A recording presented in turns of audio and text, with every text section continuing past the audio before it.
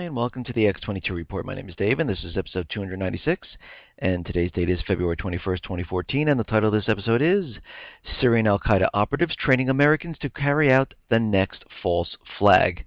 And CNN has just received intel that it has been reported by an anonymous source in the government that there are certain Americans being trained inside Syria to carry out attacks against the United States. And we're going to get into that a little bit later in this report. But let's get started with the economic collapse. We're going to head out to Cyprus, and as we know, in Cyprus they still have capital controls, and they said they were going to start to ease them, and they are easing them. Right now what they're doing is they are increasing the current limit for monthly money transfers per person within the Republic, regardless of purpose, from 15,000 euros to 20,000 euros. And also the same applies to companies. They're going to go from 75,000 euros to 100,000 euros.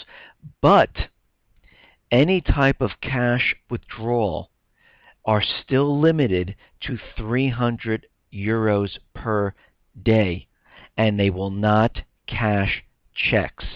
So those capital controls are still in effect because they are very nervous that people are going to run to the bank and take their money out. And let me just say, that would be the first thing that I would do. I would run right to the bank and try to get as much as I possibly can. And if they, if they removed all the capital controls, they wouldn't even have enough cash to give out to everyone, and this is why they're keeping this in place. So now we're going pretty much over a year of people not allowed to take out more than 300 euros per day. Now, a couple reports back, we discussed layoffs with big banks, and now we see another bank laying off around 30,000 jobs, and that is RBS.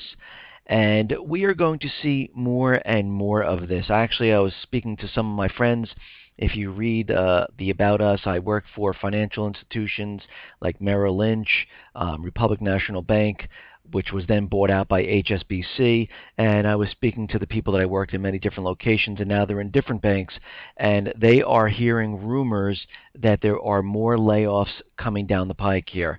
And these are major banks like UBS, like Bank of America, HSBC, and they are very worried about their jobs. And again, we have to remember, back in, it was probably around September, Meredith Whitney was out there saying there was going to be hundreds of thousands of people laid off in Wall Street from financial institutions. Again, that didn't happen during that time period because it seems like everything was pushed off. If we go back to the Syrian event, I believe that the central bankers believed that we were going to be in war at that time, and the whole thing was scrapped because Russia stepped in, and everything was pushed off. But again, the goal was always the same. They're just using different tactics to get into Syria, and it seems like they're all doing the things they were going to do during the fall of 2013, and we're seeing them now in the spring of 2014. And we can see that, again, with all the economic indicators that are coming out, and I would say almost all of them are bad, we are seeing the stock market continually rise. Yes, it was down a little bit today on a Friday, and I'm really surprised that the high-frequency trading and the manipulation didn't push it over the red mark, but it looks like they did whatever they could to keep it where it is. And again, we've seen terrible indicators. Retail sales, terrible. Stores closing, terrible. Housing, terrible. Mortgage applications plunging, terrible. We are seeing all of these indicators. Unemployment is manipulated, but the real unemployment is around 30% or so, depending on the calculation used. There was a Wall Street executive who said he calculated the unemployment around 37%. But we have been seeing terrible indicators, but the market continually goes up. And again, if we look at the housing market, and we see it cannot be sustained. We're seeing mortgage applications plunge. We're seeing home builder confidence plunging. We're seeing banks laying off the people in their mortgage department. This was back in September, October, because they realized that housing was a complete bubble and they wouldn't need the mortgage departments. And right now, existing home sales, they have plunged around 5.1%. They expected them only to drop around 4.1%, and again, they missed again. And this is the 18th month low right now in housing. And it's not getting better. I mean, first-time buyers accounted for about 26% of purchases in January. Normally, it should be around 40%. Things are dropping. People cannot afford these homes. And we have to use our common sense here. I mean, back in 2008, with all the short sales and all the foreclosures, all those people who had this done, that their credit rating was pretty much ruined. Many of the people have lost jobs. They're underemployed. They don't have the credit. That's why the Fed had to step in, buy all the toxic real estate from the banks to clear up their books. And what we are seeing is that the real estate market is completely imploding on itself right now. And again, most of the purchases have been by cash buyers. Right now, 53% of all sales were either from cash or investment flippers, and we saw this to the lead up to the time period of 2008 when the stock market crashed. During that year of 2008, when the real estate was at its height of the market, we saw flippers in there, speculators in there. Most of the condos and the houses that were being built, no one was even living in them. They were holding on to them, waiting for the prices to go up and then selling them. And many of them were in buildings where the buildings weren't even purchased yet, weren't even built yet, and they were just holding on to them. And as the building was being built, the prices of each one of the condos went up, but no one was living in them. And then, of course, the market collapsed. And we're seeing the same thing happen right now.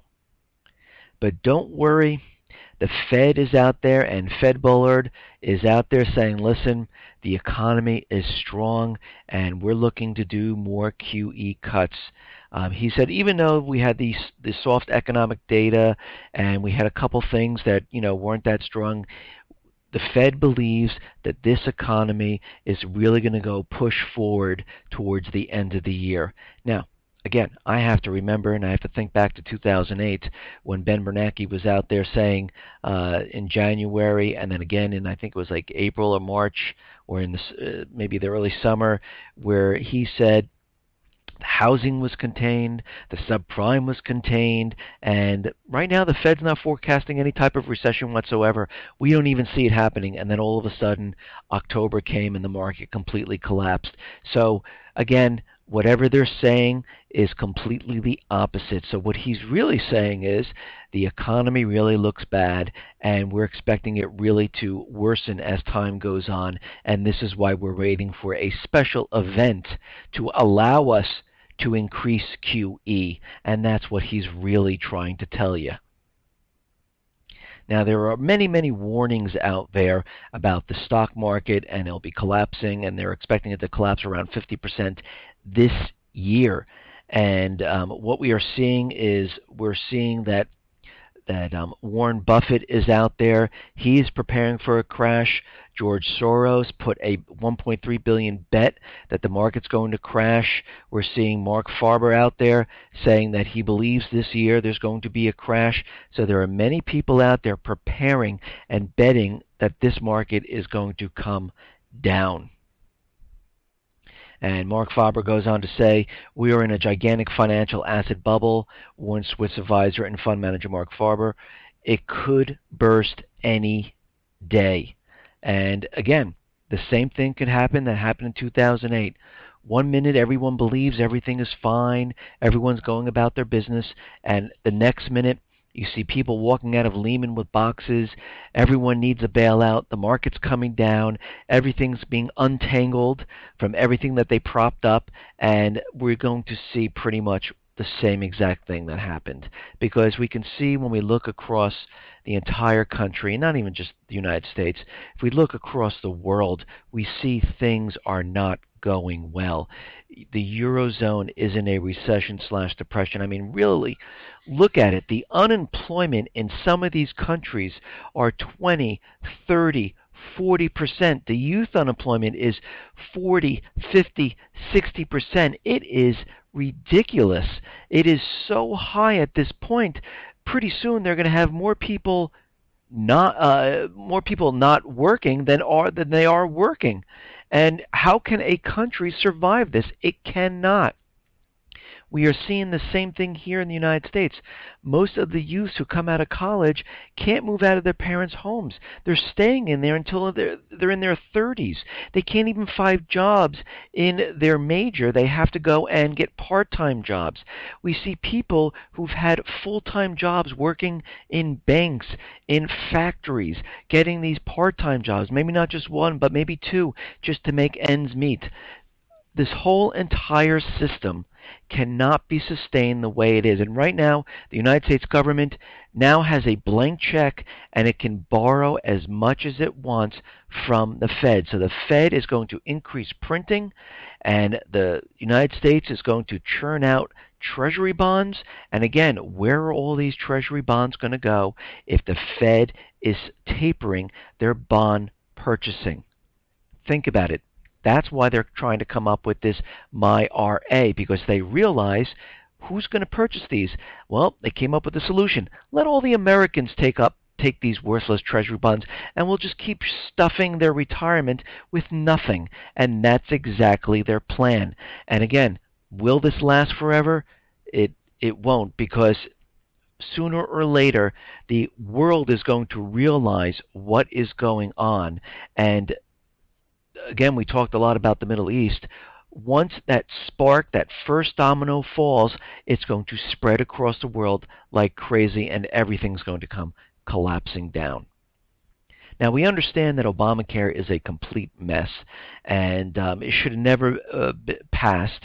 It's a tax on the people, and this is why when Obamacare was actually rolled out, the Congress, the President, this is why they all didn't sit down. Now, as our leaders, they should have all sat down in front of the television camera. They should have all signed up, letting us know how great this health insurance is. But guess what happened? They gave themselves exemptions. Now, why? If it's so great, why don't they take it? President Obama didn't take it. He's staying with his health plan for the government. Congress, what about them? Well, they had exemptions. The staffers of the congressman complained that it was too expensive. They wouldn't be able to work there and take Obamacare. So the president stepped in and gave them exemptions and bailed them out. So you can see that Obamacare is really not for the people, because it's not good enough for our government officials, then it's not good enough for the people. But again, we don't have someone bailing us out. Now, we know the Obamacare numbers, which is the Affordable Care Act, they're not getting the numbers they want, and they realize this. So what they're doing right now is they're going to the prisons, and they are enrolling convicts to boost their numbers. And again, convicts don't pay for Obamacare. The government's going to pay for Obamacare, and they're doing this to boost their numbers, to make it seem like Obamacare is doing better than it really is. Now, in my last report, we talked about the FCC and the government going in to the newsrooms and keeping an eye on the reporters. And right now, there's been a huge backlash. I see Forbes out there saying we will not allow any FCC people into our newsrooms. I see Judge Napolitano out there saying absolutely not. This is ridiculous. It's getting a lot of backlash. And right now, the FCC, Yank's invasive newsroom questionnaire, and they're taking a step back right now. Doesn't mean they're not going to do it, but they're taking a step back because they're receiving a huge backlash, just like DHS received a huge backlash when they said they were going to track everyone's license, and Judge Napolitano was out there saying this is completely unconstitutional and you cannot do this, and they took a step back also. That doesn't mean they're not going to pursue it later on, but again, the people have spoken, and they got nervous and they took a step back. Now, there is a lot going on in Venezuela. Right now, we understand that the Venezuelan president wanted 3 diplomats out of his country. He was saying that they were spurring up protest and rioting. They're kicking out CNN reporters. They're locking down any news that comes out of Venezuela right now. And this report goes on to say that the government has charged Washington with fomenting the violence, denouncing a statement made by U.S. President Barack Obama in Mexico on Wednesday, calling on Caracas to release detained protesters, engage in real dialogue, and address legitimate grievances of the Venezuelan people.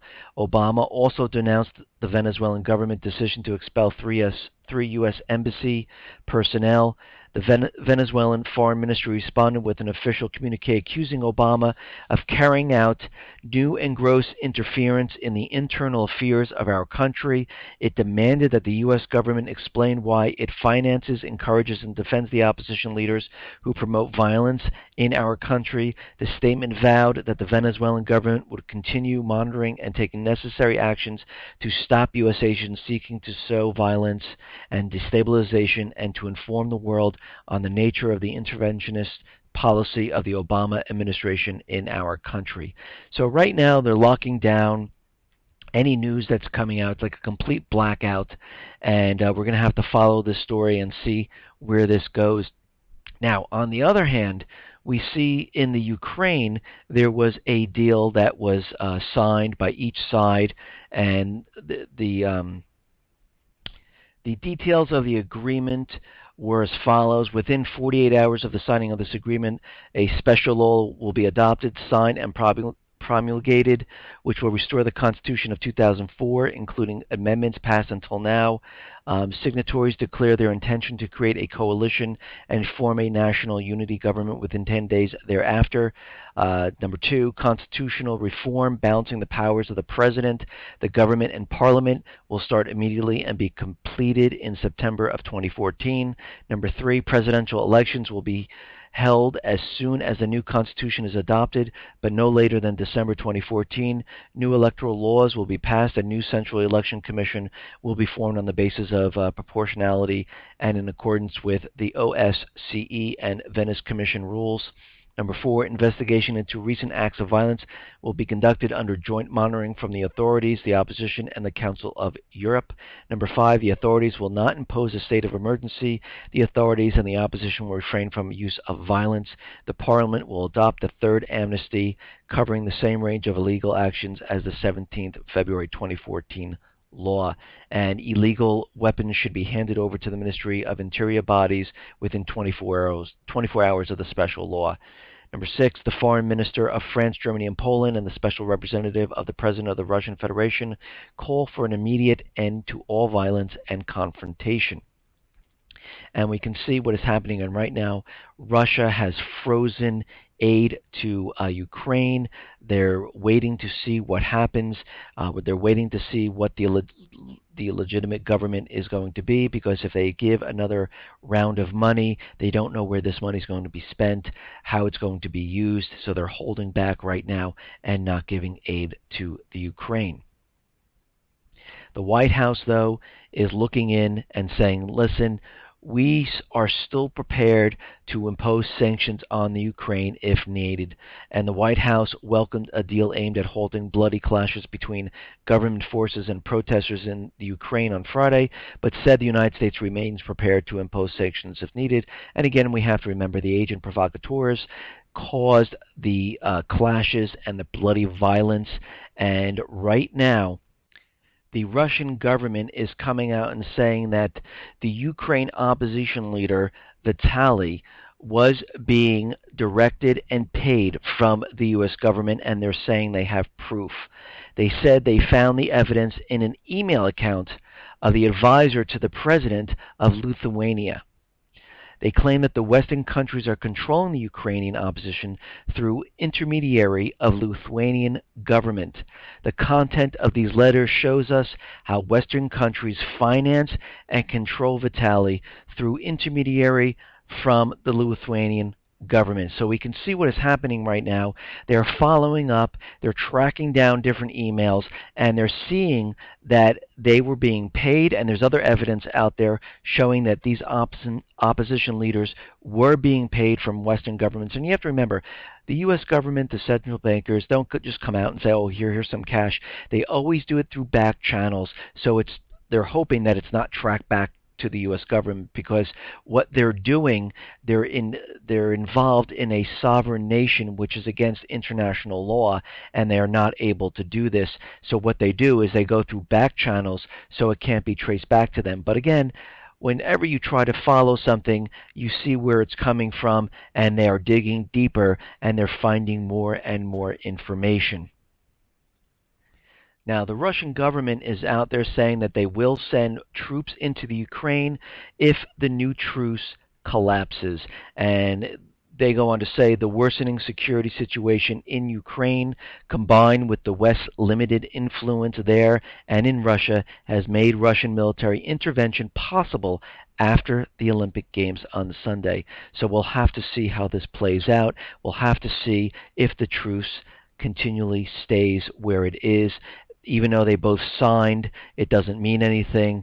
Something could go wrong, and we might see Russia move in if something does go wrong. Now, in Syria, Syria has presented a new plan for the destruction of its chemical weapons, according to the Organization for the Prohibition of Chemical Weapons. And what they're saying is, under the existing plan, all of Syria's chemical arsenals are to be destroyed by June 30th, and the United States and the UN wants everything destroyed. Of course, the United States is saying that Syria is not following the schedule. They need to follow the schedule. And this goes on to say that most dangerous Syrian chemical weapons will be removed by March 1st. This is from the Syrian ambassador, and most chemical weapons, including their most dangerous components, will be removed from Syria before March 1st.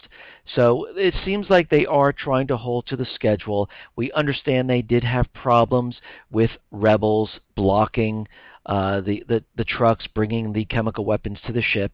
But again, the United States is still out there, and they're still saying that they're behind schedule, that Assad is stalling, and they're just keeping the propaganda continually going at this point. Now, Iran is supplying weapons to Syria. They're supplying aid, they're supplying military assets, because we have to remember that Syria and Iran do have a pact with each other, that if Syria is invaded or attacked, Iran would come to its rescue. We also have to understand that Russia is behind Syria. And right now, Iran boosts military support in Syria to bolster Assad. Iran has stepped up support on the ground for President Assad, providing elite teams to gather intelligence and to train troops and to move in more military assets. So we can see Iran is definitely behind Syria, and we have to remember the central bankers, they know that if they move into Iran or Syria, they have a way of getting to either one of these countries, and this is their goal all along, is to move into Iran and into Syria and to remove the governments there, to replace them with a puppet government and put all their natural resources on the US dollar and sell their oil to the rest of the countries, because we have to remember that every single country holds U.S. dollars because they need them to buy the natural resources from the Middle East. Once the Middle East stops using the U.S. dollar as when they sell the oil, the rest of the countries do not have to hold U.S. dollars. And when they don't need to hold U.S. dollars, they send them back to the United States. And this is when we see inflation. And again, all we need is one nation, and it looks like Libya right now. The rebels who are taking back the country want the government there to step down, and if they decide to sell the oil not using the U.S. dollar, there will be big, big problems. And this is why the United States, the central bankers, are all over the world right now, in the Ukraine, in Thailand, in Tunisia, in Africa, because and of course the Middle East, they're maintaining the empire and trying to keep everything in check at this point. And the central bankers and the U.S. government know this, and they are still trying to get into Syria. They are still using, they still have the same goal, but they might be using different tactics to get where they want to be. And right now, Obama may escalate role in Syria war. And again, we understand, and they understand, that Americans do not want to have anything to do with Syria. Just because something happens in that country doesn't mean we want Americans to go in there and start a war. It's really none of our business. Most of Americans believe it's none of our business, and this is why during that time period in 2013 of August, when they had the false flag event, the American people, Congress, did not vote for war. The poll ratings to go to war were very, very low, and the administration knew this, and they needed a way out. And this is why they leaked that little tidbit of information that if Assad got rid of his chemical weapons, the United States would invade. Russia picked this up, brokered the deal, and here we are today. But if that was truly the case, why is the propaganda against Syria building up again? Why in the Geneva II talks did the United States with the opposition go into the talks with one agenda and one agenda only, to get rid of Assad, and they didn't want to hear about anything else? Why then have they built the case of war crimes against Assad? Why do they have reports in the UN? Why did they try the backdoor approach with humanitarian aid, with the little notation that they need to go in there and implement humanitarian aid because of the war crimes that Assad has committed? Because their agenda back then was not about chemical weapons. It was about removing Assad from government. So the president and the administration wants to know, how would they respond, the American people, to narrowly tailored attacks targeting Islamist fighters who may be looking to use the country's lawless war zones as a staging ground for potential attacks on the U.S. allies, U.S. interest, and possibly the United States itself? So they're trying to manipulate a way of creating a strike. And what they're saying is, if we understand that Syria is breeding terrorists that might be harmful to the United States or to Europe, with the people of the United States mind, if we go in there and do pinpoint military strikes inside Syria? Well, to me, and I think almost to everyone else, if we go ahead and we strike into a sovereign nation, that is an act of war. I don't care if you do it with a pea shooter or a machine gun or a missile. Striking a sovereign nation that did not strike you is an act of war, and it will look like the United States is starting a war. So what are they doing, and what are they thinking of? Well, they're thinking about using drones to do military strikes in Syria. That is what they are looking to do. The U.S. congressional officials say the idea of using drones against targets in the Middle Eastern country is gaining popularity in Washington. Since Syria is not officially a war zone, any potential drone strikes in the country will be clandestinely run by the CIA. Well, aren't they part of the United States?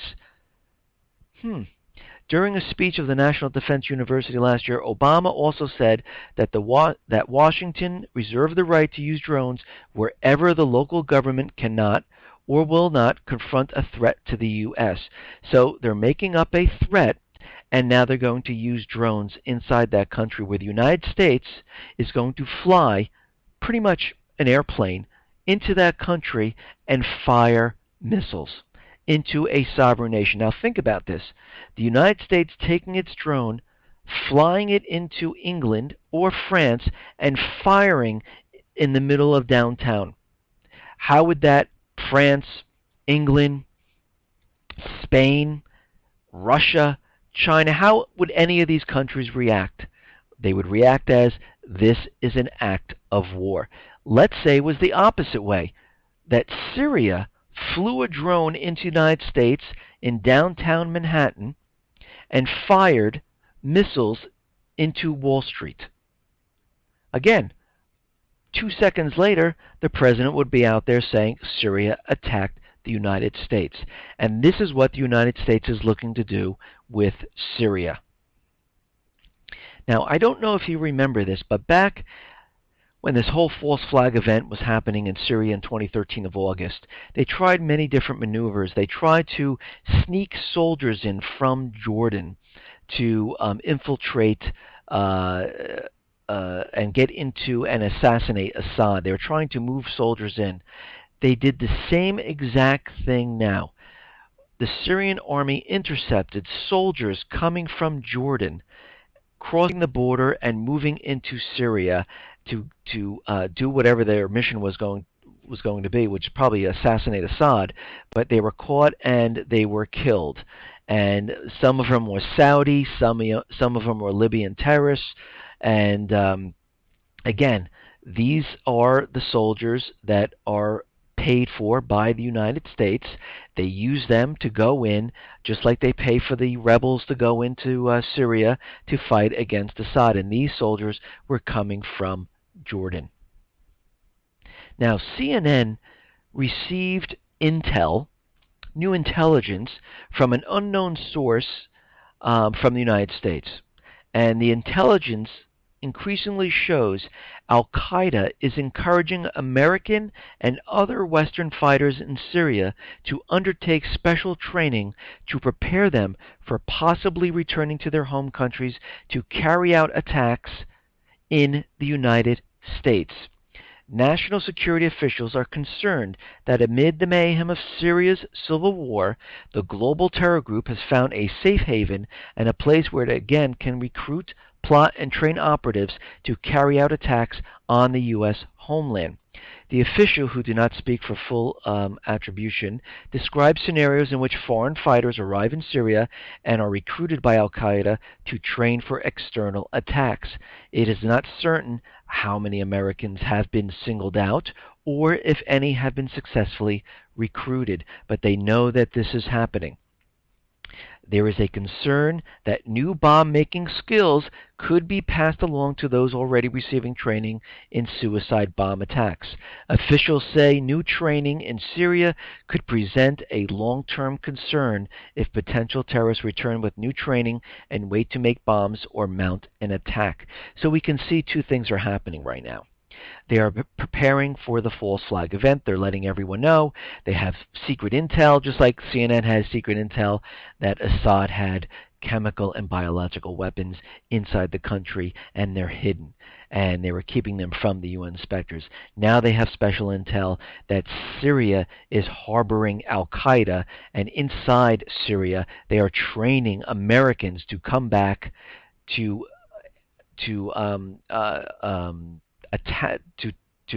carry out attacks on the United States. So the president is trying to make the case that the United States needs to go into Syria to find these terrorist cells before they attack the United States. And if that doesn't work, then they'll make the case that Syria has been training these terrorist cells to come into the United States to blow up whatever they're going to blow up, or to use biological weapons, or to use chemical weapons, or they had the Syrian Electronic Army use a cyber attack on the financial institutions and on the power grid. So they are completely setting this up for the next false flag event. Again, I said this in my other reports, they're going to try different methods to get into Syria, and we can see how this is forming. All the pieces are coming together. And again, this is not going to end because they realize they have a certain window of opportunity, and believe me, they're going to take it because they understand they need to get into Syria and they really need to get into Iran because there is a lot of oil there. They need to put it all back on the US dollar to keep the dollar propped up and moving forward because they believe they can keep this system going forever, and I mean, not forever, for a little bit longer, so they can get the war started to cover up this major collapse. Listen, everyone, thanks a lot for listening. Be well, be safe, and especially be prepared. Thanks a lot.